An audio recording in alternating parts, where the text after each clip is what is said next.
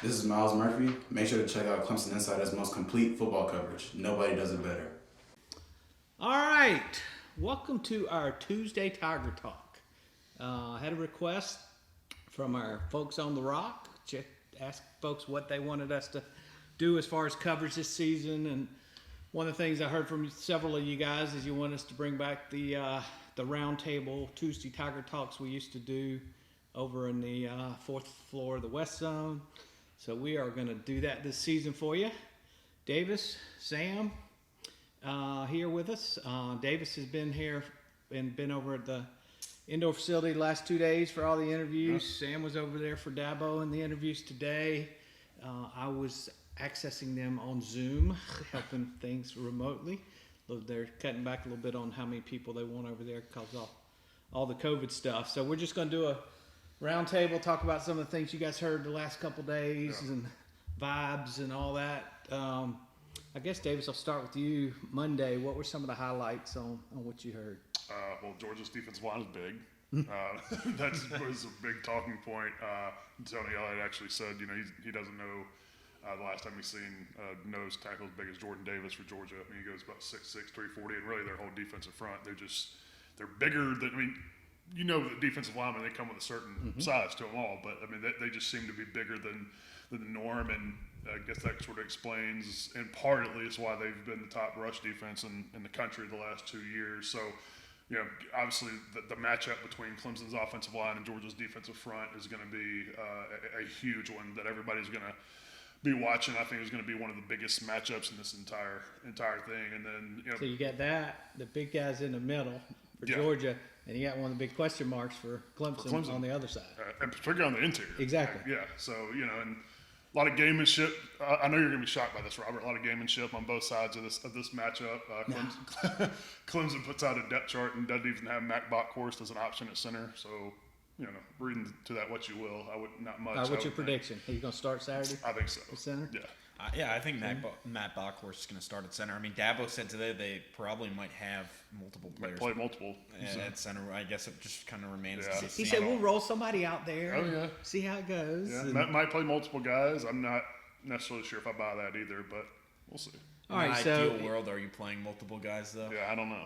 if you're Clemson and that's one of their strengths right up the middle, do you try to run up the middle, or do you just stay away from the middle and try to run outside, or what do you do from an offensive perspective? Yeah, I think you try to get some guy like Will Shipley. Right.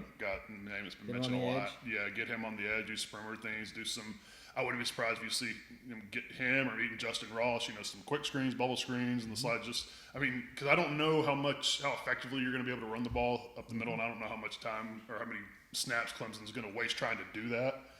But you do have to keep them honest somehow. And I think you could see Clemson sort of use the short passing game as an extension of the running game. And like I said, try to maybe get some of your faster guys out on the edge. The only problem is Georgia's defense, and both of these defenses are fast. So, So if we got 3rd and 1, 4th and 1, probably not going to see Clemson trying to jam that ball up the middle. I wouldn't think so, unless it's a DJ quarterback power or something like that. Something with some bulk behind it. So we'll see. What's Sam? You were there for Dabo today. What's one of the big things you heard from Dabo? Obviously, a lot of coach speak. Yeah, obviously a lot of coach speak. I think one of the big things that we heard today, and not something that's been, not normal from him, is just the running back position. And they talked about the level of rotation they're going to have there, and he compared it to 2018, but probably more so 2017, 2018, that they don't have a true feature back there.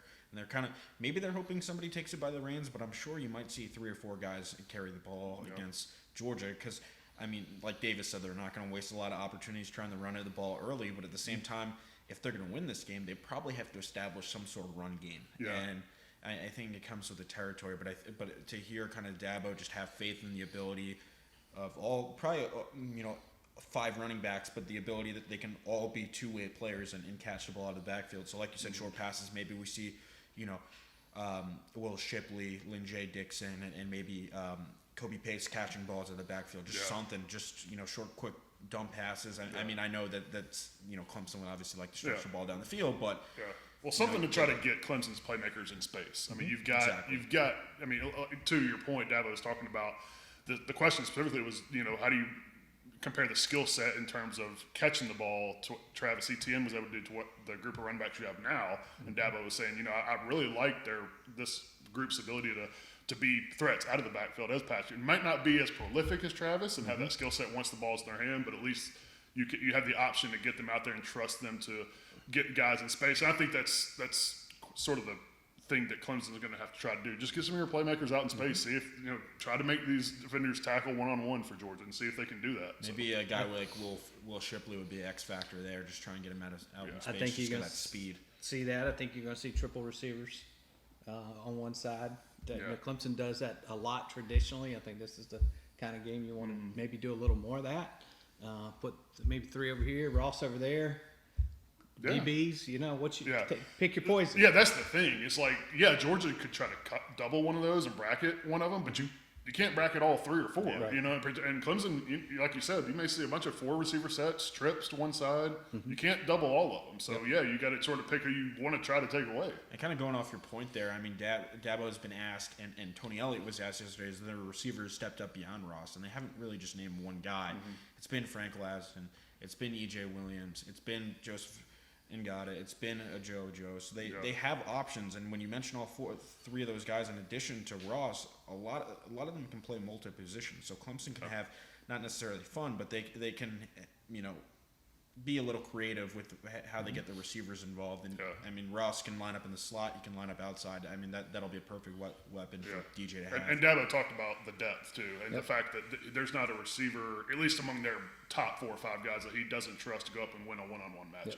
And I've got a key to this that I'm going to say for our next video when we talk about the keys to the game and give you guys some predictions. Davis, we had about 5 players yesterday.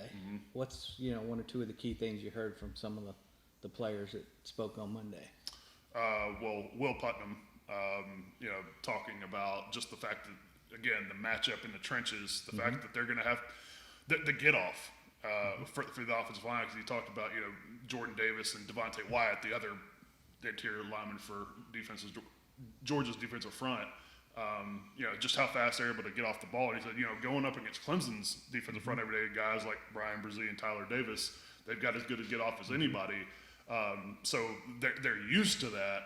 But when you combine that with the size of Georgia's defensive front, he said, it basically it's oversimplifying it almost, but he said, it's getting back to fundamentals, getting back to our technique, just beating them off the ball. Because if those guys beat you and get in the backfield, live in the backfield, and Clemson's facing 2nd and long, 3rd and long all night, it's gonna be a long night for that offense. It would be a long night for any offense, playing behind the chains consistently. So that's another key for Clemson, I think, is staying in those manageable 2nd and third downs. First down's going to be very important. Yeah.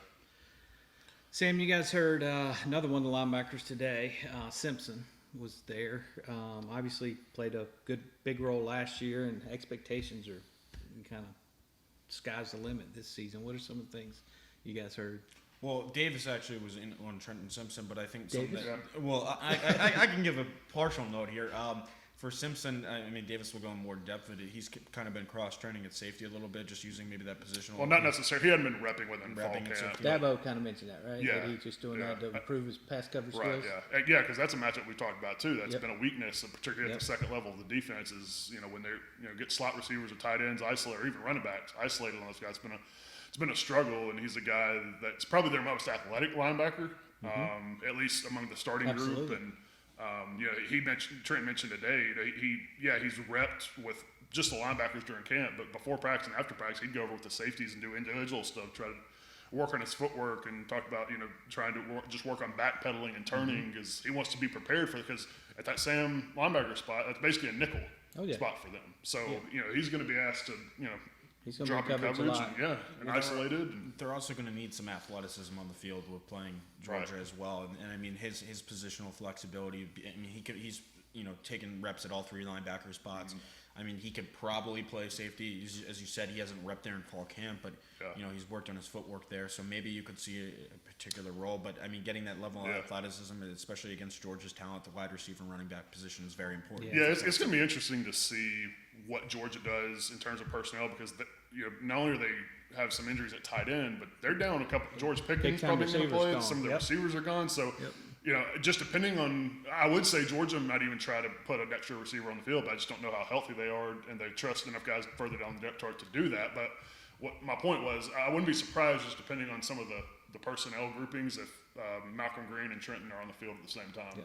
And Georgia's going to try to run the football, Yeah. just based on what you just said. Yeah. And if they can, then they probably won't get too far away from that. Right. If they struggle with that, we're going to see those linebackers in coverage, and that's going to be one of the key questions. Another guy that Dabo talked about, another freshman today, which we think we might see play quite a bit at safety, Andrew Makuba. Just safety? Safety. Just safety? Just safety. We're not sure what we're going to see out there as far as Nolan Turner, or whether he's going to be on the field or not. We've got some opinions. Coaches have given their opinions. Everybody's available. Everybody's available. That was Dabo's quote. Too. But Makuba, I believe Dabo talked a little bit today just about his athleticism, his kind of mindset's different coming in as a freshman. Yeah. I'm excited to see, how that coach speaks translates on the field. Yeah, and he's been here since January. Yep. Right. So I mean, guys like him and Will Shipley. They're further along than other freshmen.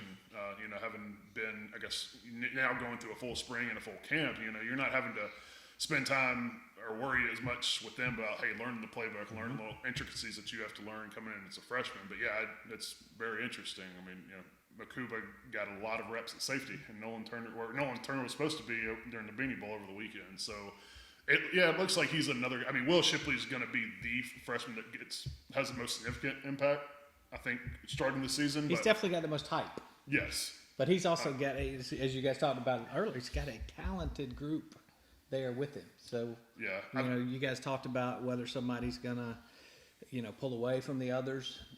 All four of those guys, even Maffa, those guys are all very, very talented. Yeah. Well, Shipley also just has a different level of athleticism and speed where they might try and get him involved He has different on level of special speed. teams as a return man, but also maybe Yep. trying to have him maybe coming out of the slot or as a receiver. It's just, not that he is, Christian McCaffrey, and we'd be remiss to make that comparison. No, let's but don't make maybe- that comparison. I'm not making that comparison. I'm just saying Gavin made has that an comparison ability. at one point, and we went and saw him play in high school, and that comparison is not valid, in my opinion. In your opinion? In my Okay. opinion. Anyway, back to your point though. I think Makuba is going to be a freshman that is a significant part of the rotation back there. Yep. So the good news is, and Dabo said a number of these freshmen, he thinks are going to, have that just different mindset. He mentioned that today. So, Sam, talk about the player you did the interview with today, or were there for the interview. Yeah, and the so one we you talked to, obviously, wrote on, which is a kind of a miracle. Yeah, medical miracle. Tyson, it's incredible. I mean, he said he always knew. I mean, he always had the determination, the faith that he'd be back on the field. I mean, we asked him if he thought it'd be 4 months. He didn't necessarily say it'd be 4 months, but originally, the timetable that was set was like a year. And he was shocked, and he's like, it's not, in his head, it wasn't going to be a year. But ultimately, it wasn't a year. I mean, he worked his way back, and that's all that you have to attribute that to the medical staff. And he kind of compared it similar to Amari Rogers coming back a little bit early. I believe Amari Rogers was ACL tear though. Modern technology and science is obviously always adapting and developing. And I mean, for somebody like him to come back in a mere 4 months is incredible. And he kind of just talked about how, he never kind of wavered in his belief that he'd be back on the field. He kept the faith. He repped in a fall camp. He wasn't fully cleared, but he looked sharp in fall camp. And I don't think Clemson would. I think Clemson. He's one play from getting into the game, and I think it's a scary thought from a guy who's 4 months removed from rupturing his Achilles. But hey, they cleared him, and they think he's ready to go, and he is of a similar mindset of Justin Ross, and something that they've kind of been praising is you can't be afraid to get hit. You can't be afraid that you're going to re-injure that just because once you start thinking about that, you're going to re-injure yourself. Cleared and ready to play, and runs out their second. Yeah. I think maybe different things. We may find that out this week. We'll definitely find that out.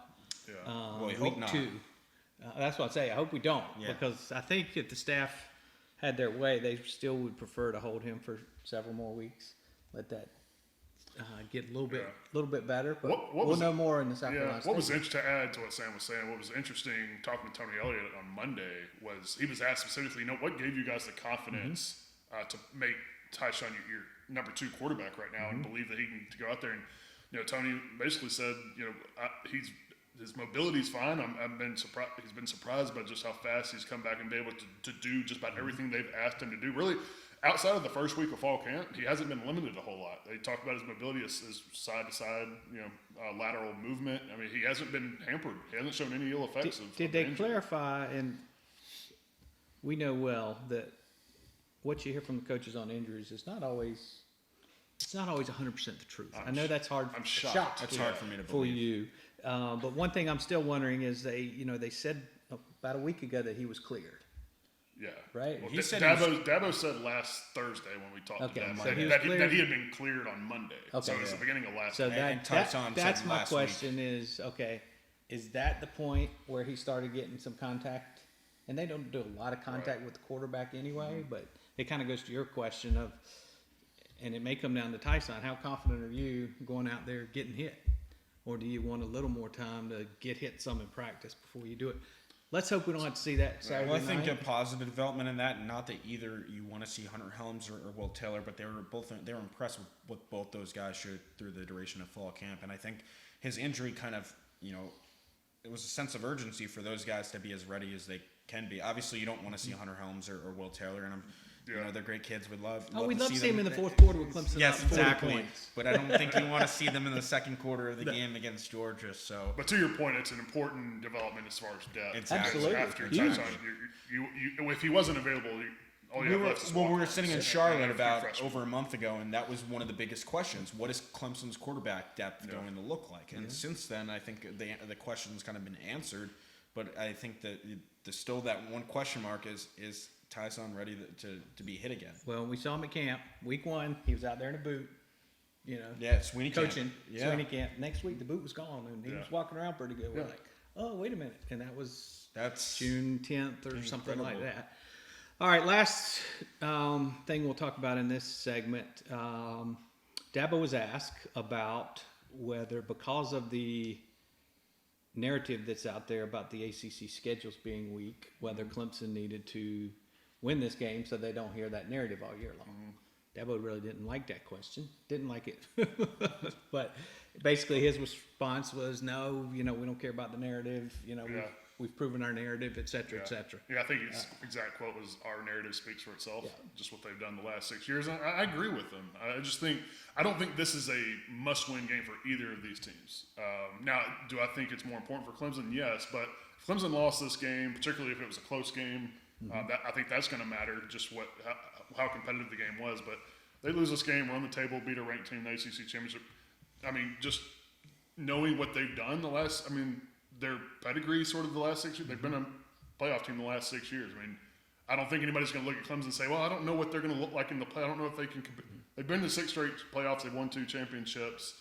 I think they would be in a good position. Now, it would depend. The question there is if Georgia and Bama both make it, right?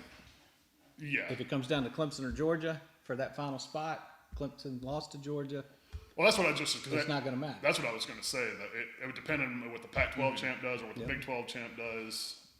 Who knows? Yeah, and whether SEC gets 2 teams. Yeah.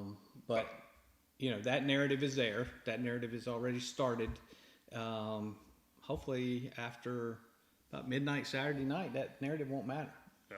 Clemson takes care of I think business. the whole thing with, is done. I like Dabo said, they're not really worried about that narrative, and I think it's just the reality of what they've lived for the past couple of seasons. And I mean, are they going into that game worried that if they lose to Georgia, like, we're not going to make the playoff? I don't think that. And he said today, he's like, we never really prepare our guys to play for the playoff. Like, He always says we that. never think about that. And you said he always says that. Do you So believe it's they just- never think about that, Sam? I mean, Every I- game is the biggest yeah. week of the biggest game but of the if season. you're thinking about that week 1, it's. I mean, this game is this playoff-like feel that you could get for regular season, but I don't think you can have the playoff in your mind in week 1. Otherwise, you're playing too close for. I'll give you a error. prediction, and I was there for one of them many moons ago at the Auburn game, road game, because I had bought something at Dabo's All-In Ball. But Dabo gives a speech to the team Friday nights. They do a movie at the they go to the team hotel, then they go to a movie, then they come back. They have this big hype video and speech and all, the night before the game. All coaches probably do something similar. I can promise you that some of the things that were said on game day last week will be part of that Friday night video. Yep. Guaranteed. Has nothing. It will be there. So coaches will say, "Oh, we're not paying attention to this, and this is the biggest game of the year." Yeah. South Carolina State. We're going Right. to hear that next week. Yeah. It's no different, but It's different. it's different. Oh, They're absolutely. human, and they'll be paying attention to that. Dabo will use that internally. He just won't talk about it externally. I think my point was just when you look too far ahead, that's when you usually get yourself in trouble. Sam, you're going to get this every week. You're going to hear the coaches and the players, they do Dabo's coach speak well. You're going to hear the Yeah. same things every week. I can- Oh, we don't prepare yeah. any different. This is biggest game of the year. I can guarantee they're not looking ahead to South Carolina State. No, they're not. Probably not. Just an educated guess. Yeah, but we'll you guys will get used to the mantra. But that's what coaches do. They're saying mantra at a lot of schools.